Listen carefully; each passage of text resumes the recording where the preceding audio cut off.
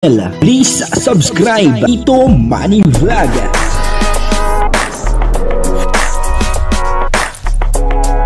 Payagan po si Tito Manny Vlog na mag-reactor.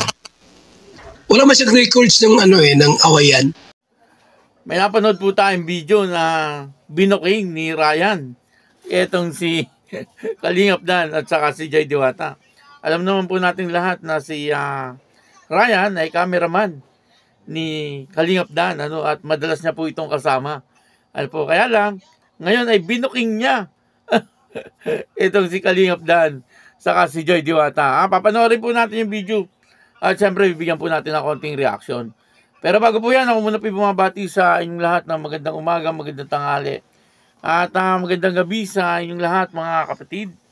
Saan man kayo ng panig ng mundo naroon ngayon, ay mag-iingat kayo palagi at pagpalain kayo ng ating Panginoon. Maraming salamat po sa patuloy na tumatangkilik sa aking YouTube channel at nanonood sa aking video reaction. Patuloy lang po natin suportahan sila Kuya Bal Santos Matubang, Kalingap Rab, Ate Edna Vlog, Jack Tapia, at syempre si Kalingap Dan, at ganoon din po si Kuya Brooks. At ganoon din po yung mga kasamahan po natin sa Karepa at yung mga charity vlogger na Kalingap partner.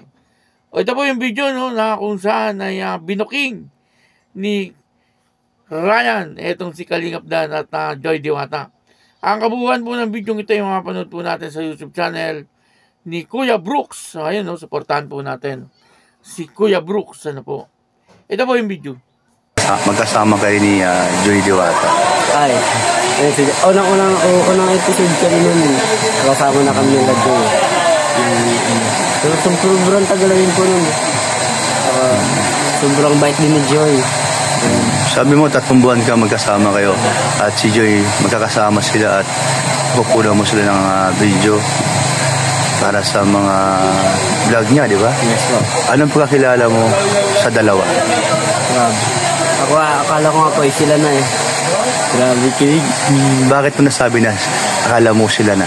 Kasi yung unang vlog namin, kakahiyaan pa. Tapos yung parang pag wala pong camera, tapos dun, parang malambing sa isa't isa? Dumidikit si Dad o si Joy para sila na magkatabi na talagang as-indicate? Para sa naman po, parang walang ilangan sa magkatabi na dikit? Hindi naman? Hindi naman, parang may din, may lagwat din. Sino mahihain sa kanilang dalawa? Si Joy. Mahihain. At sino naman ang unang nag-open na maging na hindi boring sa dalawa o parang nagkakahiwaan na kung sino una-una magsalita? Pero sasalita si Kalingap Dan talaga. Ang una-una nag-open para basagin yung katahimikan. Oo, ni Joy. Kasi si Joy nadagdag din pag nakilala mo. Nadagdag din si Joy kasi siguro nahihiya po kay Kalingap Dan. Anong pakiramdam mo kay Dan? May gusto si Dan sa kanya? Kay Joy? Opo, nag-amin na nga po yun. Sa totoong buhay? Ay, sa totoong buhay. Di po natin share kasi sabi nila walang aminan. Ano ibig sabihin na walang aminan? Kahit sabihin natin, mayroon man silang relasyon, walang aamin pa rin. Siguro amin, may katamang oras. Sa tamang oras, sa tamang panahon. Iba ba yung pinapakita nila sa shooting kaysa personal nilang pag wala ang kamera sa harapan nila? Naging fit din po sila kasi lalo na pag walang camera, makikita mo talaga yung closeness nila sa isa't isa. Parang wala talaga hiyaan, mga biro-biro. Nakikita ni Joy na kasama ka niya, 3 lang kayo minsan o may kasama pa? Wala, 3 lang po talaga. Nasanay na ba si Joy sa'yo na kasama ka? Di ka na nahiya na siya naman ay open kay Dan? Or anong narinig mo sa kay Joy? Kaibigan ko man talaga. Kaya sa amin dalawa ni Joy, parang wala rin iyaan kasi magkaibigan din po kanya. Tagal po ang kaibigan. Sa palagay mo kaya, maliligawan ni Dan si Joy? Sa tingin mo lang, pagdating ng panahon? Oo, sa dating pagpadating ng panahon, siguro po ay maano din Kalingap Dan. baka maligawan niya. So, Kasi wala ka man nahanapin kayo, mabait, maganda, saka maalaga. wala ba siyang syota? Wala ka nang hanapin. Wala pa siyang syota. Wala Si pa. Joy, ba't mo alam na wala pa syota? Natanong mo sa kanya? Kasi halata naman po. Halata. Halata naman sa kanya. Kasi parang sa lalaki, parang ano siya, nag-iwas siya sa ibang lalaki. Yan po, no? Dito po ay naka-corner ni Kuya Brooks. Etong si Ryan, ano? Si Ryan po, sa hindi po nakakalam, ay siya po ang cameraman ni Kalingap Dan, ano po, at parang sidekick ni Kalingap Dan. At napakalaki po ng tiwala ni Kalingap Dan dito kay Ryan. Noong pong may sakit po siya, no? Nung bago po siyang opera, ay isa po yan si Ryan sa pinagkakatiwalaan niya para mag-vlog doon sa kanyang mga beneficiary. Ano po, at si Ryan ang parang inuutusan niya para makapaghatid ng tulong doon po sa kanilang mga beneficiary, ano, doon po sa beneficiary ni Kalingap Dan, ano. Kumbaga, ay hindi lang kaibigan, ano, at hindi lang cameraman ang tingin po ni Kalingap Dan dito kay Ryan. Parang isa na rin kapatid na pinagkakatiwalaan niya po talaga itong batang ito. Ano po, at ito ay madalas kasama po nila Kalingap Dan at ni Joy Diwata, ano po. At ito nga po ay naka-corner siya ni Kuya Brooks, ano, galing po ni Kuya Brooks, ano. Alam niya po kung kanino siya magtatanong tungkol po doon sa nangyayari kay Joy Diwata at Kalingap Dan, ano. Siyempre, alam ni Kuya Brooks na kasama itong si Ryan, at siguro pumasok sa isip ni Kuya Brooks ang maraming alam talaga etong si Ryan, ano.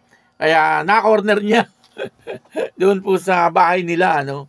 At yun na, ano, marami pong inamin itong si Ryan, ano. Isa po doon ay yung pagiging mabait ni Kalingap Dan at saka ni Joy Diwata. Ano po, yung pagiging simpleng tao ng dalawa, ano po, ni Joy Diwata at saka ni Kalingap Dan, ano. At yung pagiging close po ng dalawa, no, ibig sabihin yung pagiging malapit sa bawat isa, no. Sabi po ni Ryan, ano, kung mapapagkamalan nga daw po na itong dalawa ay parang sila na, ano po, baka nga, ano, sila hindi lang umaamin sa ngayon, ano. Kaya siyempre may love team pa, ano, pero baka sila na talagang dalawa, ano po. Hindi, joke lang po yun. Ano, maaaring malapit lang talaga sila sa isa't isa, ano. Kasi siyempre, magkaano po sila, magka-partner po sila sa love team.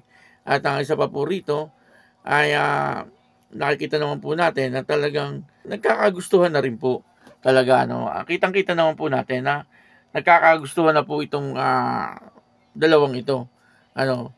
At sabi nga po niya Kalingap Dan ay kung meron ng pagmamahal si Joy Diwata sa kanya, ay gawin na po nilang totoo yung love team, ano. Kaya lang siyempre hindi po sumagot itong si Joy Diwata, ano. Sabi niya po, tara na, tumuulan.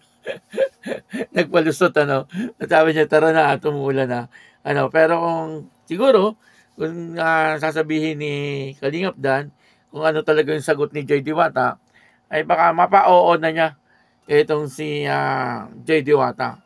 Ano po, kasi halatang-halata naman na talagang humahanga si Joy Diwata dito kay Kalingap Dan, ano. Si Kalingap Dan ay inamin na po niya, ano, kagaya nga po ng sinabi ni Ryan, na talagang inamin na ni Kalingap Dan na talagang meron po siyang paghanga at talagang meron po siyang gusto dito kay Joy Diwata, ano. Kaya lang siyempre parang hindi pa napapanahon, ano po, para magkaroon sila ng relasyong dalawa, ano po. Pero sabi nga po ni Ryan ay kung titingnan ay parang sila na daw pong dalawa, kasi talagang malapit daw po sa bawat isa, ano.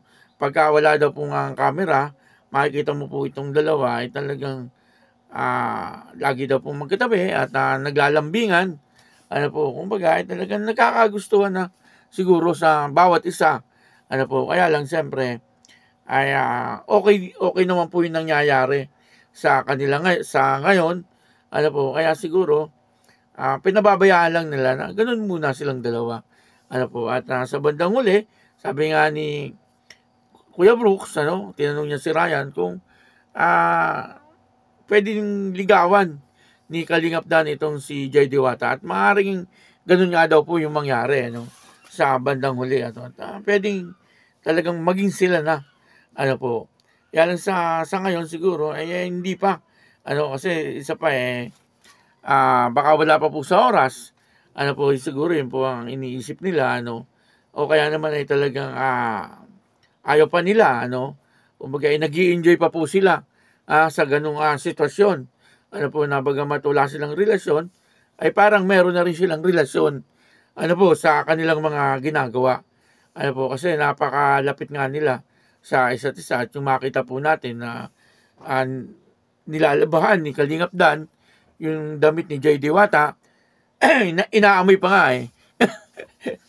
inaamoy pa ni Kalingap Dan yung damit ni Jay Diwata at si Jay Diwata naman hindi nagagalit kinikilig-kilig din si Jay Diwata. Yan po ay meron ng understanding yun po ay sa kanila na lang kung ano man yun po kaya yun lalo pong gumaganda yung teleserye.